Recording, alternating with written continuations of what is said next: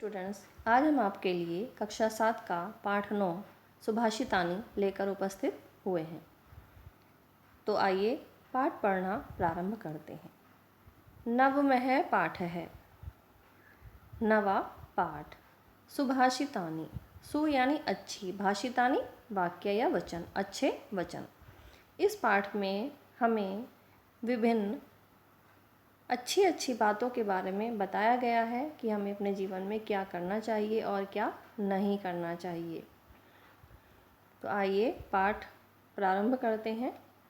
संशय कणश्च विद्यार्थं च चिन्तयेत्, क्षणत्यागे कुतो विद्या, कणत्यागे कुतो धनम। संशय एक क्षण का, कणशः एक कण का, च एव और ही, विद्याम विद्या, अर्थम धन, च और, चिंतित चिंतन करना चाहिए। अर्थात एक एक क्षण का और एक एक कण का विद्या और धन के लिए चिंतन करना चाहिए। क्षण त्यागे कुतो विद्या। एक क्षण का त्याग करने पर विद्या कहाँ प्राप्त हो सकती है। कण त्यागे कुतो धनम। और एक एक कण का त्याग करने से धन कहाँ से प्राप्त हो सकता है। इस श्लोक में यही बताने का प्रयास किया गया है कि हमें अपने जीवन में सफल होने के लिए अपने एक एक क्षण का सदुपयोग करना चाहिए, तभी हम ज्ञान प्राप्ति में समर्थ हो सकते हैं। और धन के लिए हमें धन के एक एक कण का सदुपयोग करना चाहिए, उसका दुरुपयोग नहीं करना चाहिए, तभी हमें अपने जीवन में विद्या और धन उचित रूप में प्राप्त हो सकते हैं। दूसरा श्लोक देख लेते हैं। प्रथमेन अर्जिता विद्या, द्वितीयेन अर्जितं धनम, तृतीयेन अर्जितो धर्मः, चतुर्थे किम करिष्यति। देखिए स्टूडेंट्स, हमारे प्राचीन हिंदू धर्म में, सनातन धर्म में मनुष्य की आयु को 4 भागों में बांटा गया था। मनुष्य की आयु 100 वर्ष मानी जाती है, जिसमें से प्रारंभ के 25 वर्ष विद्याध्ययन के लिए, उसके बाद गृहस्थाश्रम, उसके बाद 25 साल वानप्रस्थ आश्रम के लिए थे और बाद के 25 साल जो थे वो संन्यास आश्रम के लिए थे। यानी कि पूरी आयु को 4 आश्रमों में विभाजित किया गया था। जो प्रथम विद्या अध्ययन के 25 वर्ष थे उसको ब्रह्मचर्य आश्रम कहा गया है। तो इन्हीं के बारे में इस श्लोक में बताया गया है। प्रथमे न अर्जिते विद्या, पहले तो विद्या अर्जित नहीं की। अर्थात जब ब्रह्मचर्य आश्रम का समय था, जब विद्याध्ययन का समय था, तब विद्याध्ययन नहीं किया। द्वितीय न अर्जितम धनम, और जब वह गृहस्थाश्रम में आया 25 वर्ष की आयु के बाद, जब उसने अपने परिवार संभाला, तो द्वितीय न अर्जितम धनम, दूसरी आयु में उसने धन का अर्जन नहीं किया। तृतीय न अर्जितो धर्म है, और जब वह प्रौढ़ावस्था त्याग कर वृद्धावस्था की तरफ उन्मुख हुआ, तब उसने तीसरी अवस्था में धर्म अर्जित नहीं किया। चतुर्थे किम करिष्यति, तो चौथे फिर क्या करने के लिए बचा है। अर्थात कुछ भी करने के लिए नहीं बचा है। कहने का तात्पर्य यह है कि उचित समय पर विद्या अध्ययन करना, उचित समय पर धन का अर्जन करना, उचित समय पर धर्म कार्य करना ही मनुष्य का कर्तव्य होता है। भी नेक्स्ट श्लोक में माता पिता की बारे में बताया गया है कि हमारे जीवन में माता पिता का क्या महत्व है, माता पिता हमारे जीवन में क्या स्थान रखते हैं। सर्वतीर्थमयी माता, सर्वदेवमयः पिता, मातरम पितरम तस्मात् सर्वयत्नेन पूजयेत्। सर्व यानी सभी, तीर्थमयी तीर्थों में उच्च या श्रेष्ठ माता माता है। सर्वदेवमय पिता, सभी देवों में श्रेष्ठ पिता हैं।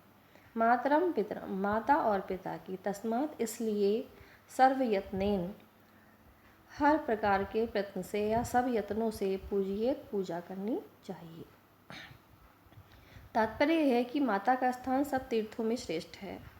सब देवों में पिता को श्रेष्ठ माना गया है, इसलिए हर प्रकार का प्रयत्न करने पर माता पिता की पूजा करनी चाहिए। अर्थात उनका हमें पूरा सम्मान करना चाहिए और उनका आज्ञा का पालन भी करना चाहिए। नेक्स्ट श्लोक देख लेते हैं। प्रिय वाक्य प्रादानेन सर्वे तुष्यति जंतवः, तस्मात् तदेव वक्तव्यम वचने का दरिद्रता। प्रिय वाक्य प्रदानेन, प्रिय यानी मधुर, वाक्य प्रदानेन बोलने में, सर्वे सभी तुष्यन्ति संतुष्ट होते हैं, जंतवः प्राणी। प्रिय वाक्य अर्थात मधुर वाणी बोलने में से सभी प्राणी संतुष्ट होते हैं। तस्मात् इसलिए, तदेव वैसे ही, वक्तव्यम बोलना चाहिए, इसलिए वैसे ही बोलना चाहिए अर्थात हमेशा प्रिय और मधुर वाणी ही बोलनी चाहिए।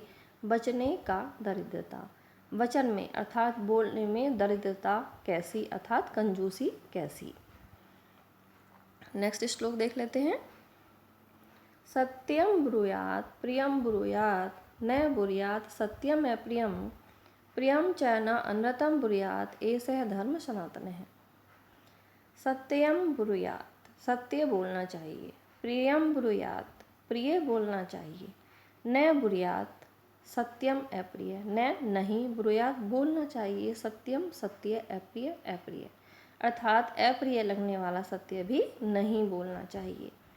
प्रियम च न अनृतम ब्रूयात्, प्रिय च और, न नहीं, अनृतम झूठ, ब्रूयात् बोलना चाहिए, और वो असत्य भी नहीं बोलना चाहिए जो कि प्रिय लगे अर्थात प्रिय लगने वाला असत्य नहीं बोलना चाहिए।